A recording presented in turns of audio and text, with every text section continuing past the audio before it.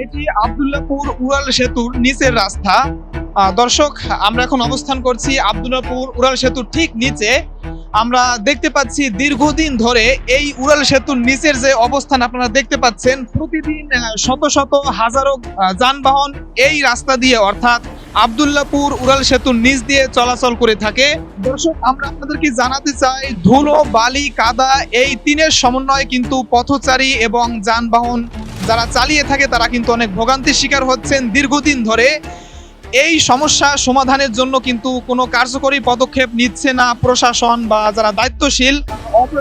অবহেলায় পড়ে আছে এই সড়ক। যখন বৃষ্টি হয় তখন আমরা দেখতে পাই এখানে কাদা হয়ে যায়, হাঁটু পানি হয়ে যায়, এবং যখন গ্রীষ্মকাল থাকে এখন দেখতে পাচ্ছেন অনেক ধুলো, এবং এখানে কিন্তু পরিষ্কার পরিচ্ছন্ন করা হয় না, একেবারেই অব্যবস্থাপনা রয়েছে। আমরা দেখতে পাচ্ছি যে এখানে ভাঙাচোরা রয়েছে এবং এখানে কিন্তু গর্ত হয়ে যায় যখন বৃষ্টি হয়, এবং এখানে কিন্তু যখন কোনো গাড়ি চলে আসে তখন কিন্তু সে হঠাৎ করে ব্রেক করতে পারে না, এমন একটা অবস্থা তৈরি হয়ে যায়, কোথাও উঁচু কোথাও নিচু, যেমনটি আপনারা দেখতে পাচ্ছেন।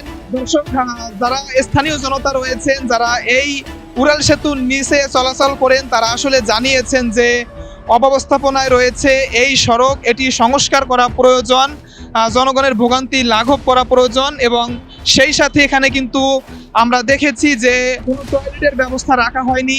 এই আশেপাশেই কিন্তু মলমূত্র করে জায়গাকে একেবারে অস্বাস্থ্যকর করে রাখা হয়েছে। একটু দেখাতে চাই যে একটি বাস কিন্তু এখন আসছে, আমরা দেখছি কি পরিমাণ ধুলো উড়ছে। এই ধুলোয় কিন্তু পরিবেশ নষ্ট হচ্ছে।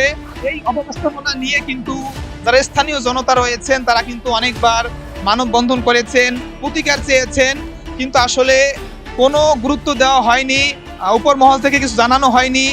সেই আগের মতোই অবস্থা কিন্তু বিরাজ করছে। এজন্য অনেকেই বলে থাকেন যে উপরে সিঙ্গাপুর নিচে সদরঘাট, অর্থাৎ উপরে সিঙ্গাপুর নিচে আব্দুল্লাহপুর, যেটা সদরঘাটের মতো একেবারে অবস্থাপনায় পড়ে আছে এই সড়ক। এখানে কিন্তু প্রশাসনের হস্তক্ষেপ আমরা করে কিন্তু কোনো ফলাফল পাওয়া যায়নি, কোনো উদ্যোগ গ্রহণ করা হয়নি। দর্শক, আপনাদের জানিয়ে রাখতে চাই, এলাকাবাসী দীর্ঘদিন আবেদন করেছে, মানববন্ধন করেছে। তাদের এলাকাবাসীর দাবি হলো এই সড়কটি সংস্কার করা হোক।